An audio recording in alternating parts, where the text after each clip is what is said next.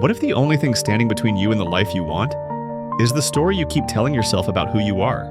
You've met them before, people who seem to walk into any room as if they belong there.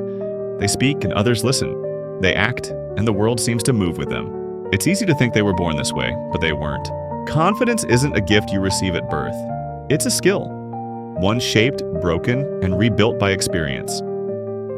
And here's the uncomfortable truth. Waiting for confidence before you act is like waiting to get strong before you lift a weight. It doesn't work that way. The Stoics understood this centuries ago. Seneca wrote that we suffer more in imagination than in reality. Neuroscience now proves it. Self-doubt is nothing more than your brain's outdated safety system, trying to keep you from perceived danger. But in the modern world, most of those dangers are illusions. Speaking up in a meeting, starting your own business, asking someone out. You don't overcome self-doubt by erasing fear. You overcome it by acting with fear until your brain learns the truth. You can handle more than you think. In this video, we'll explore how ancient wisdom and modern science meet to reveal a path to unshakable confidence. Not the fake kind that crumbles under pressure, but the real, earned kind. And it all starts with one question. If you stopped letting self-doubt run your life, what could you finally do? Let's begin. The myth of confidence. Most people believe confidence is a feeling, that you either have it or you don't. But that's the first lie self-doubt tells you. Confidence is not the absence of fear, it's the byproduct of action. It's the quiet knowledge that you've faced uncertainty before and survived. The Stoics understood this well. Epictetus taught that we cannot choose our external circumstances, but we can always choose how we respond. Confidence grows when you repeatedly choose action over hesitation. You're not born ready, you become ready through doing. Here's the trap. Many wait for confidence before they start. I'll speak up when I feel more sure. I'll apply for that job when I feel qualified. I'll start that business when I'm more prepared. But here's the paradox. Confidence comes after the action, not before. Neuroscience explains why.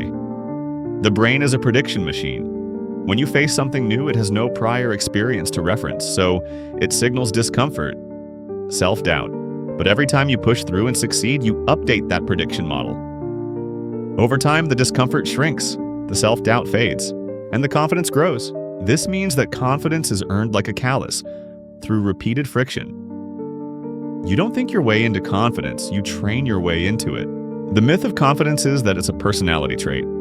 The truth, it's a practice. One you can start today, no matter where you are, because every small step you take in the face of fear plants a seed. And if you keep moving, those seeds will grow into something unshakable. The enemy within. Self-doubt has a voice, and it sounds eerily like yours. It doesn't shout, it whispers. What if you fail? What will people think? You're not ready yet. The danger is not that self-doubt exists, it always will. The danger is when you start believing it's telling you the truth. The Buddha taught that the mind is like water. When it's agitated, it distorts everything it reflects. Self-doubt is that agitation. It blurs your perception until obstacles appear larger and your own abilities appear smaller. From a psychological standpoint, self-doubt thrives on something called the negativity bias, your brain's tendency to overemphasize potential threats. In ancient times, this kept us alive. Today, it keeps us stuck. Your brain would rather have you safe in inaction than risk the unknown, even if that unknown is the life you dream of living. The Stoics called this inner resistance the enemy within. Marcus Aurelius wrote, "You have power over your mind, not outside events. Realize this, and you will find strength." The enemy is not the challenge itself. It's the voice inside that tells you you're not capable of meeting it. But here's the truth, that voice is just a habit, a conditioned reflex, and like any habit, it can be retrained. You don't silence self-doubt by arguing with it. You weaken it by acting in spite of it. Every time you do the thing your doubt tells you not to do, you prove it wrong. And over time, that voice gets quieter. Not because it stops speaking, but because you stop listening. Rewiring your brain for confidence. Confidence isn't magic, it's biology. It's the result of neural pathways in your brain. Patterns that strengthen every time you act with courage and weaken every time you give in to fear. Neuroscience shows us that your brain is not fixed, it's plastic. This is called neuroplasticity. It means you can literally rewire yourself for confidence. But here's the catch, your brain doesn't change by thinking about confidence, it changes by experiencing it. Imagine you're lifting weights, the muscle only grows through resistance. The same is true for your mind.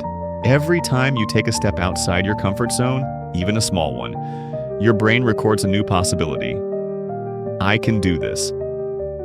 The more you repeat it, the stronger that circuit becomes. The Stoics knew this long before modern science.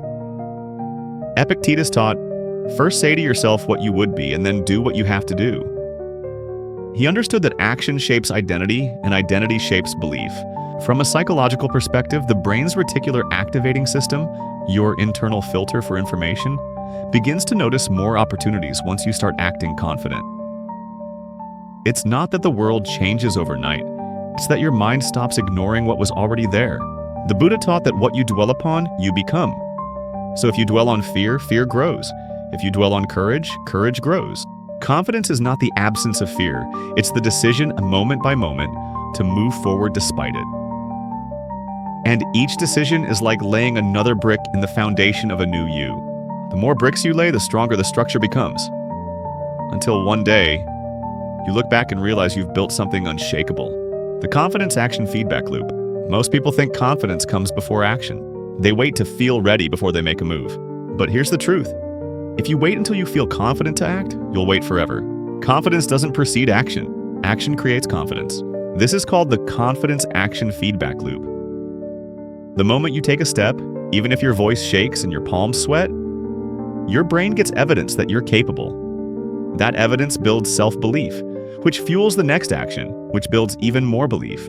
And the cycle continues. Think about learning to ride a bike. No one feels confident the first time they try. You wobble, you fall, you scrape your knees. But each attempt, no matter how clumsy, tells your brain, I'm getting closer. Eventually, you're riding without thinking about it.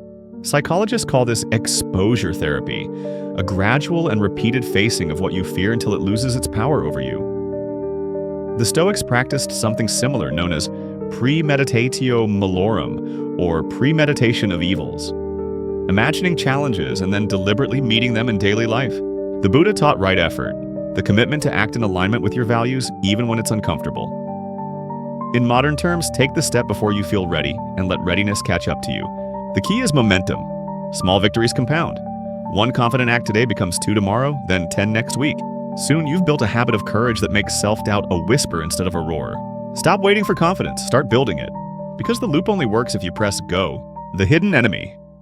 Self-talk and mental framing. Your biggest critic isn't out there in the world. It's the voice inside your head. That voice can be a coach or a cage. And most of us, without realizing it, have trained it to be a prison guard. Self-talk isn't just harmless chatter. Neuroscience shows that the language you use to describe yourself wires your brain to either expand or shrink your capabilities.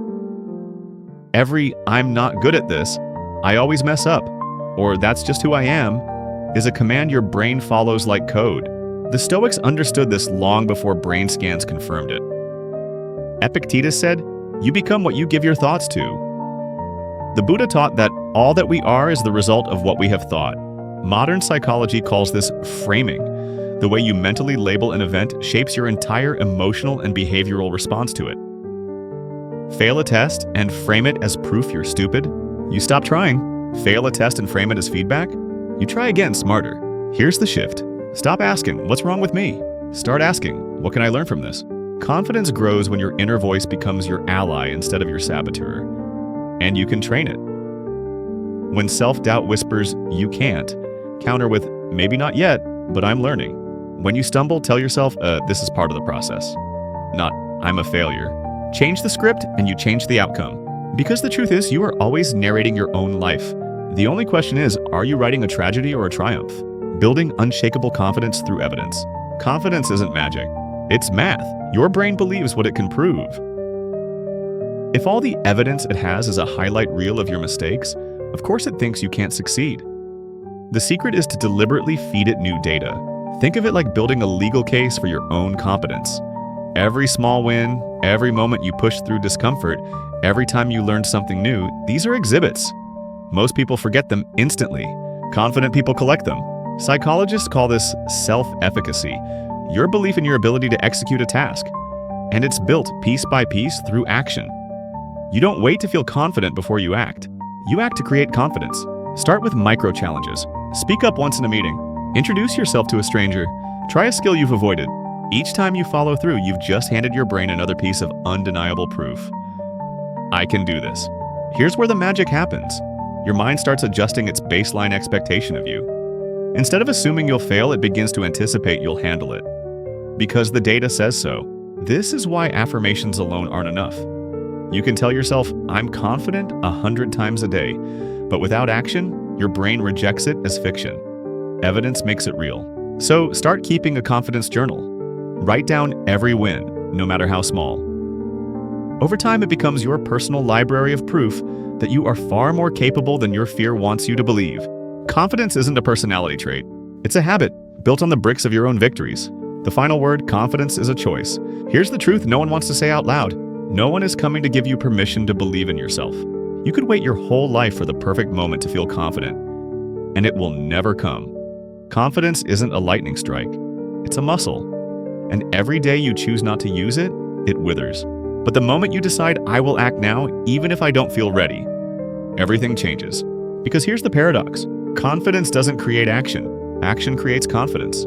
Every great leader, artist, athlete, or thinker you admire has stood exactly where you are. Knees shaking, heart racing, full of doubt. The only difference is that they acted anyway. And each action, no matter how small, became a stepping stone toward unshakable self-belief. You don't beat self-doubt by erasing fear. You beat it by refusing to let fear decide your future.